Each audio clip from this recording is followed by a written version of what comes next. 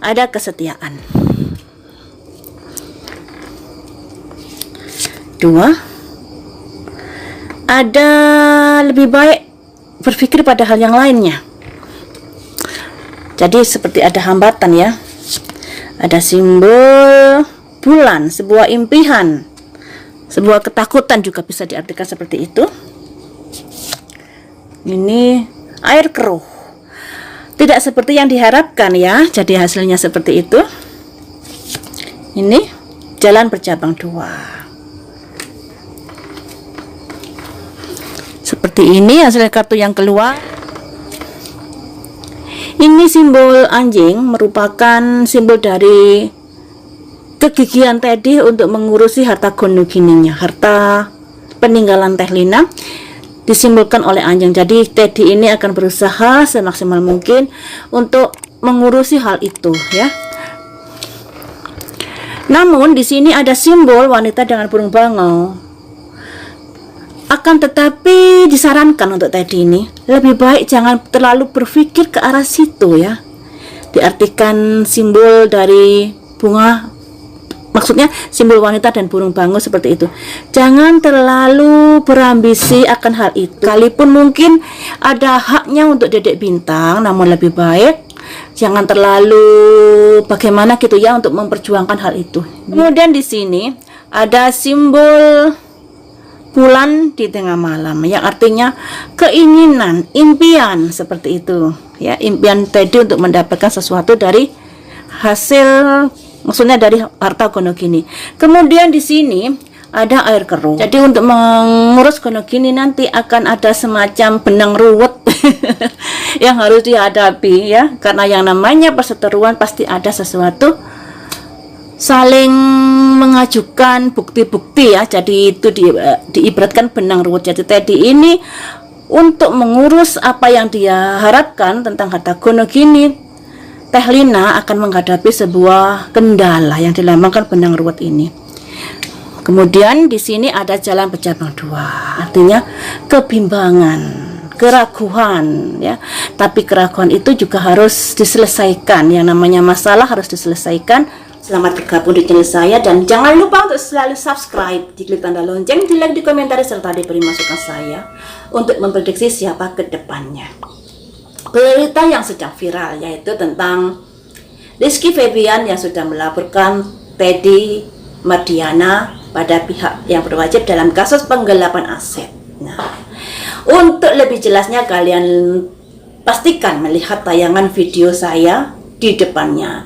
Di tayangan tersebut diceritakan kalau Rizky Febian sudah melaporkan Teddy Mardiana. Kemudian juga ada sekilas tentang prediksi saya beberapa bulan yang lalu mengenai Teddy Mardiana yang disarankan untuk tidak terlalu mengurusi harta peninggalan Lina atau harta gono gini atau harta apalah ya, karena yang terjadi nantinya akan ada semacam benang ruwet dan itu membuat Teddy bermasalah di depannya. Dan itu sudah terbukti. Ternyata setelah Teddy menuntut ini dan kemudian pihak Rizky berbalik menekan pihak Teddy, yang akhirnya kejadiannya seperti ini. Kejadian ini bisa kita ambil pelajaran.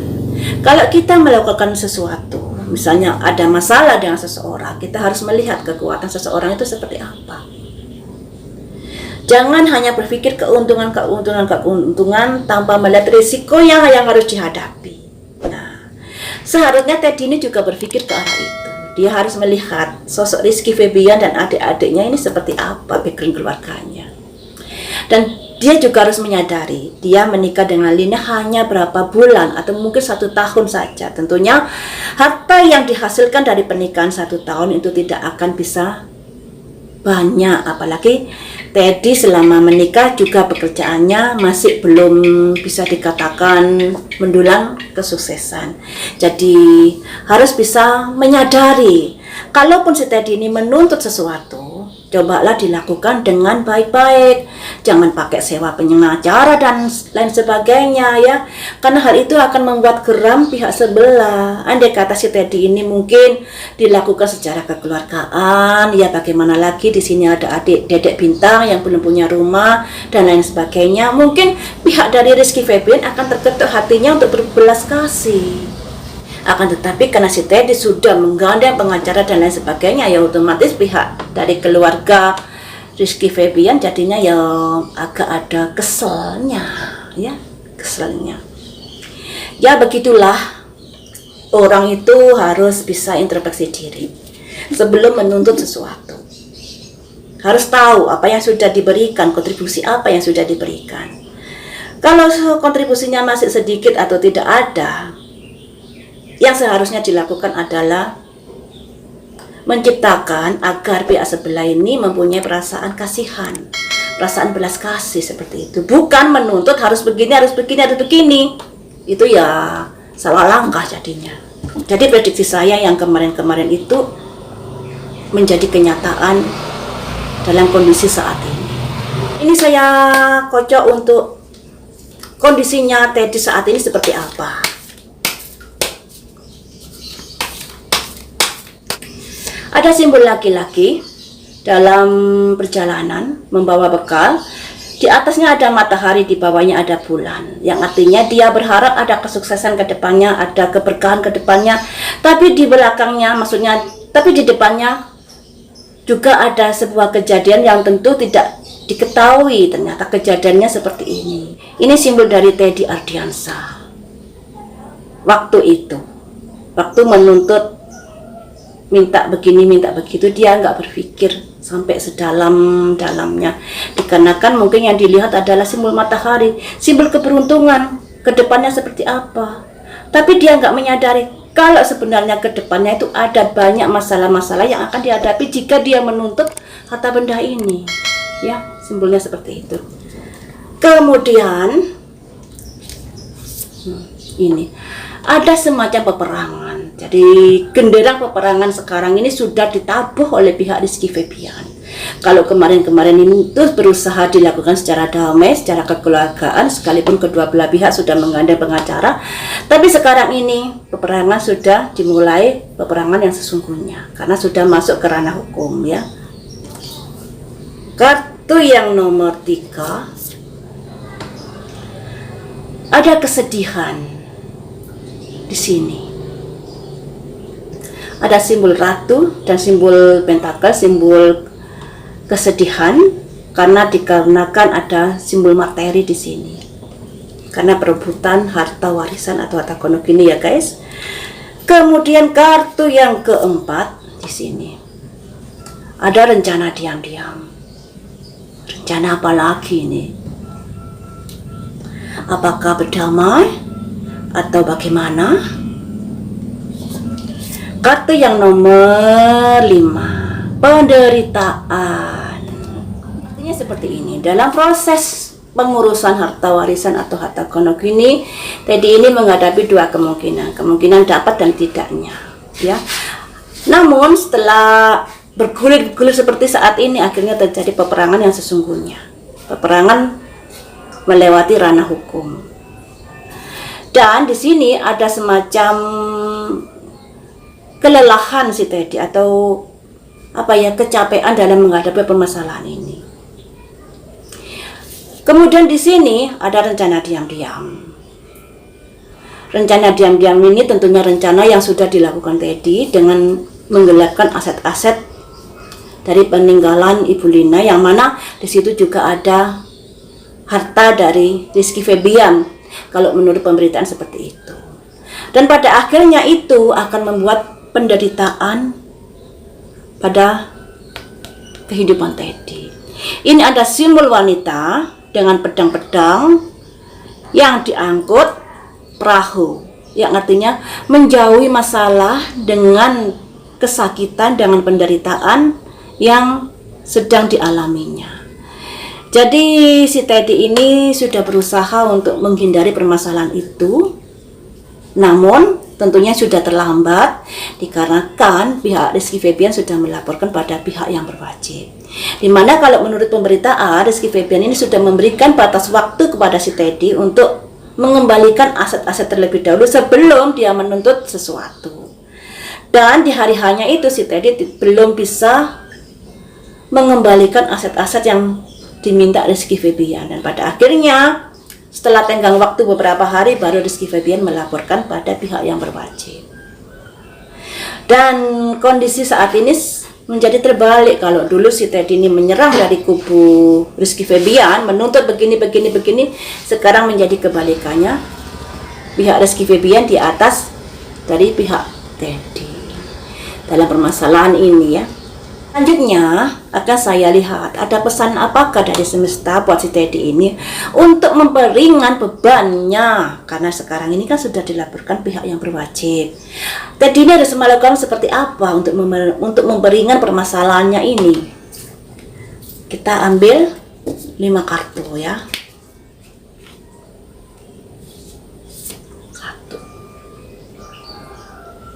1. Ada simbol kekecewaan di sini. Kartu yang nomor 3, berdamailah dengan apa yang sudah terjadi. Dilambangkan ini. Kartu yang nomor 3, untuk kebahagiaannya ya. Ini bersulang bersama. Kartu yang nomor 4, simbol dari sebuah kemenangan. Untuk yang nomor 5, dari jeratan hukum. Jadi ini disarankan buat si Teddy, tapi kita nggak tahu ya apakah kasusnya ini bisa dicabut atau tidak. Yang ngerti ini orang hukum tentunya. Di sini dengan semesta disarankan. Si Teddy ini kan sekarang sudah menghadapi semacam permasalahan kekecewaan dikarenakan pihak Rizky sudah menekannya dan sudah melaporkan kepada pihak yang berwajib. Sama semesta disarankan untuk berdamai si Teddy. Berdamai tentunya dia harus mengikuti kehendak dari kubu Rizky Febian. Namun kita juga nggak tahu apakah bisa dicabut permasalahannya ataukah nggak bisa dicabut, jalan terus, kita nggak tahu ya karena itu proses hukum. Kemudian dengan adanya perdamaian semoga hidup si Teddy menjadi lebih baik lagi. Bisa disimbolkan kegembiraan ini, bisa kehidupan lebih lapang lagi. Juga simbol dari semacam kemenangan di dalam arti kemenangan tidak masuk dalam pusaran permasalahan ini begitu dalam. Ya, namun ini ada simbol ini yang artinya ada jerat hukum. Jadi saya bisa mengartikan si Teddy ini sekalipun saat ini menghadapi sebuah kekecewaan karena sudah dilaporkan pihak Rizky Febian, disarankan untuk melakukan perdamaian. Ya, hitungannya kalau bahasa Jawa yang ngelendek lah, mengalah lah karena posisinya sedang di bawah. Dengan hal ini, dengan perundingan ini, dengan mengalah ini, dengan mengikuti kehendak dari pihak Rizky Febian, semoga ada ketenangan dalam hidupnya Teddy ini. Di dalam hidupnya Teddy ini semoga ada ketenangan, ada kegembiraan bersama. Saya rasa nggak mungkin lah pihak Rizky Febian tidak memberi sesuatu pada Dedek Bintang. Mungkin tidak saat ini, tapi setelah Dedek Bintang dewasa mungkin akan diberi sesuatu, nunggu waktu yang tepat. Kemudian di sini ada simbol semacam kemenangan dalam menghadapi masalah. Dengan adanya perdamaian, semoga saja masalah ini tidak semakin rumit. Jadi diharapkan si Teddy ini melakukan seperti itu pada pihak Rizky Febian, mengalah, lakukan perdamaian, ya, yang dilambangkan simbol cangkir ini. Kemudian sekalipun begitu di sini ada simbol ratu bawa pedang, ya artinya sebuah keadaan yang menyakitkan yang bisa terjadi pada pihak Teddy.